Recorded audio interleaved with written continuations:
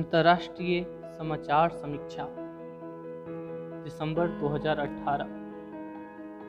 7 नवंबर की समाचार समीक्षा के इस आलेख में बताया गया था कि राष्ट्रीय स्वयंसेवक संघ के अखिल भारतीय कार्यकारी मंडल की 1/11 को मुंबई में संपन्न बैठक के बाद संघ के सरकार्यवाह यानी महासचिव श्री सुरेश उपाख्याय भैयाजी जोशी ने कहा कि आवश्यक हुआ तो राम मंदिर के लिए 1992 जैसा आंदोलन चलाया जाएगा। उन्होंने यह भी कहा था कि करोड़ों हिंदुओं की आस्था का विषय न्यायालय की वरीयता में नहीं है, यह बहुत वेदना का विषय है। संघ अपने बृहत आकार और अनुशासन के लिए प्रसिद्ध है। सरकारवाह जी ने यदि कुछ कहा है तो वह होना ही था। अभी 25 नवंबर को अयोध्या, बेंगलुरु और नागपुर में जो कार्यक्रम हुए उसकी विशालता और भव्यता उल्लेखनीय है।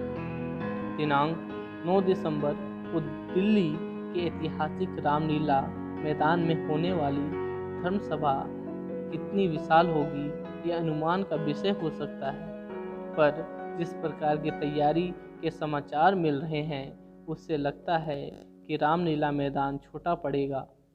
एनसीआर का यह कार्यक्रम कितना विशाल होगा ये इसी बात से समझा जा सकता है कि बाहर से आने वाले बंधुओं के लिए 3 लाख भोजन के पैकेट की व्यवस्था की जा रही है। जिन राम भक्तों के घरों से यह भोजन एकत्र होगा उनकी भागीदारी को तो सुनिश्चित माना ही जाना चाहिए। जन आस्था का यह प्रचंड प्रकटीकरण किसी भी प्रकार से 1992 से कम नहीं है।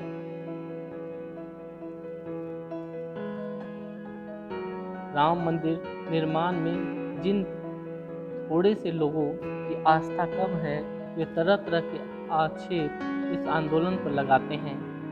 यह हिंसक है ऐसा भी विरोधी लोग कहते हैं, पर सब प्रकार के आक्षेपों के बावजूद अयोध्या में अहिंसक शांति बनी हुई है। 25 नवंबर को इतनी बड़ी धर्मसभा के पश्चात अपवाद स्वरूप भी कोई हिंसाचार नहीं हुआ। इसी प्रकार 6 दिसंबर को मनाए जाने वाले सूर्य दिवस पर अयोध्या में किसी प्रकार के भव्य या आक्रोश या भय या आक्रोश का कोई चिन्ह तक नहीं है। कुछ तथाकथित बुद्धिजीवी जिसे जनमानस या जन मनोविज्ञानी की कुछ भी समझ नहीं होती वे अनावश्यक सुझाव देते रहते हैं। स्कूल, विश्वविद्यालय, धर्मशाला और होटल से भी नीचे जाकर कुछ ने वहां शौचालय तक बनाने का घृणित सुझाव दे डाला, मानो इन सब के लिए वही भूखंड उपलब्ध नहीं है। इनकी बुद्धि पर तरस भी खाया जा सकता है। उच्चतम न्यायालय के एक अधिवक्ता महोदय से चर्चा चल रही थी। उन्होंने जन भावना के आकलन का विषय उठाया। प्रसंग यह था, कानून, न्यायालय, यहाँ तक संविधान ये सभी जनता के लिए हैं। अभी तो अपने पवित्र संविधान में भी 102 संशोधन हो चुके हैं। कानूनों को बदला भी जाता है और निरस्त भी किया जा सकता है। जन भावना कैसी है इसके आकलन का बड़ा मजेदार प्रसंग वहाँ आ उपस्थित हुआ। राम मंदिर आंदोलन प्रारंभ होने के दौर में एक अत्यंत लोकप्रिय दैनिक समाचार पत्र था जनसत्ता। उस समय सभी लोग उसे पढ़ना चाहते थे, पर एक गलती हो गई। जनसत्ता के संपादक प्रबंधक जन भावना के विपरीत राम मंदिर आंदोलन के विरोध में खड़े हो गए। परिणाम स्वरूप जनसत्ता के सिकुड़ने की प्रक्रिया प्रारंभ हो गई। वह समाचार पत्र आज कहाँ खड़ा है ये बताने की भी स्थिति नहीं है। आज का सर्वाधिक प्रसार संख्या वाला दैनिक जागरण उन दिनों कानपुर का लोकल पेपर जैसा होता था, पर जन भावना के साथ खड़ा होकर वो अब कहाँ तक पहुँच गया है, ये किसी से छुपा नहीं है। यह एक प्रश्न ये उठाया जाता है कि आम चुनाव आने पर ही ये आंदोलन क्यों जोर पकड़ता है। सभी आंदोलन साधारणतः चुनाव के पहले अपनी मांगों के समर्थन में किए जाते हैं, पर 1989 में 9वीं लोकसभा के चुनाव हुए और आगे दूर दूर तक चुनाव होने का कोई सिलसिला नहीं था। हमको ध्यान में होगा कि मंदिर आंदोलन सबसे गतिशील 1990-91 में रहा। विरोधी लोग अदालत में भी निर्णय में देरी करवाना चाहते हैं और आंदोलन के विरोध में भी। तो ऐसा कैसे चलेगा? किसी भी व्यवस्था में जन भावनाओं को दबाना ठीक नहीं होता। जैसे यदि प्रेशर कुकर किसी भी बॉयलर में सेफ्टी वाल्व के द्वारा अतिरिक्त भाप को हटाया नहीं जाएगा तो कैसे परिणाम होता है। यह 6 दिसंबर 1992 को हम देख ही चुके हैं। अदालत ने शासन प्रशासन की जन भावनाओं को समझकर राम मंदिर के निर्माण का रास्ता बनाना चाहिए। यही सबके हित में होगा। अगस्ता वेस्टलैंड हेलीकॉप्टर घोटाला, एक और मामा। महाभारत में शकुनी नाम के विश्व कुख्यात मामा हुए। उसने अपनी बहन गांधारी का एक जन्मांध धृतराष्ट्र से विवाह का बदला अपनी कुचालों द्वारा पूरे कौरव वंश व दल का विनाश करवा कर लिया। 1989 में भारत की 9वीं लोकसभा चुनाव के समय एक मामा थे, ओतावियो वात्रोची। उसने वो फोर्स द्वारा अपने बहनोई राजीव गांधी को सत्ता से बेदखल करके ही दम लिया। ये नए और तीसरे मामा मिशेल क्या गुल खिलाएंगे, ये बहुत शीघ्र सामने आने वाला है। मंगलवार दिनांक 4 दिसंबर 2018 की रात इस घोटाले के सूत्रधार क्रिश्चियन मिशेल दुबई से भारत लाए गए।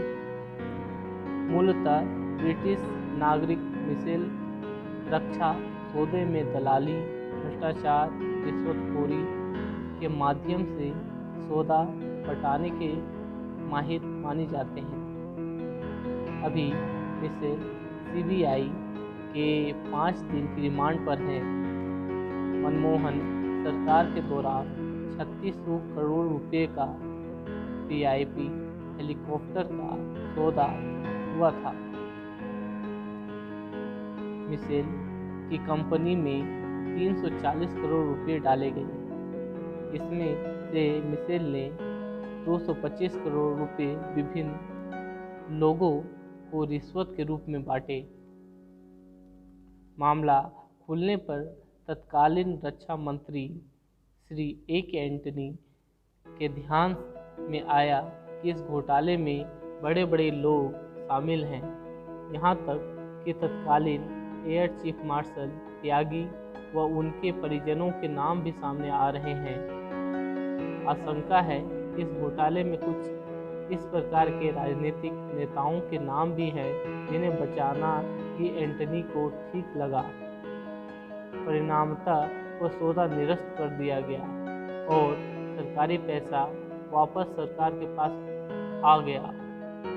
सबसे बड़ी बात है, चोर ने रास्ता देख लिया और चोरी में कई साथी भी शामिल कर लिए हैं। सौदा निरस्त करना एक बात है, पर यह बात भी सामने आना जरूरी है कि इस घपले घोटाले में कौन कौन शामिल है और किस किस काम के लिए कितने कितने पैसे मिले।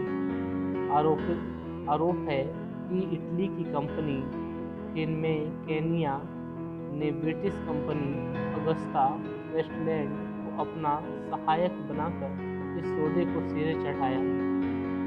इटली की जांच एजेंसी ने पता लगाया कि इसमें भारी रिश्वतखोरी हुई है।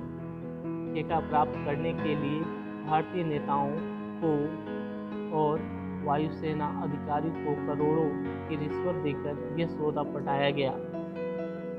इस सारे मामले को इस रूप में भी देखा जा रहा है कि इसमें कांग्रेस का शीर्ष नेतृत्व भी संलिप्त है। मिशेल को बचाने के लिए 3 वकील सभी कांग्रेस पृष्ठभूमि के थे प्रयास कर रहे हैं। दिन प्रतिदिन इस सीबीआई पूछताछ और अदालती कार्रवाई जानने के लिए कांग्रेस नेतृत्व सदा उत्सुक बना रहता है। पता नहीं मामा मिशेल क्या निगलेंगे और क्या उगलेंगे। भगवान न करे कि उपयुक्त 2 मामाओं की तरह ये मामा भी पूरे राजीव गांधी खानदान को लेकर डूब जाए।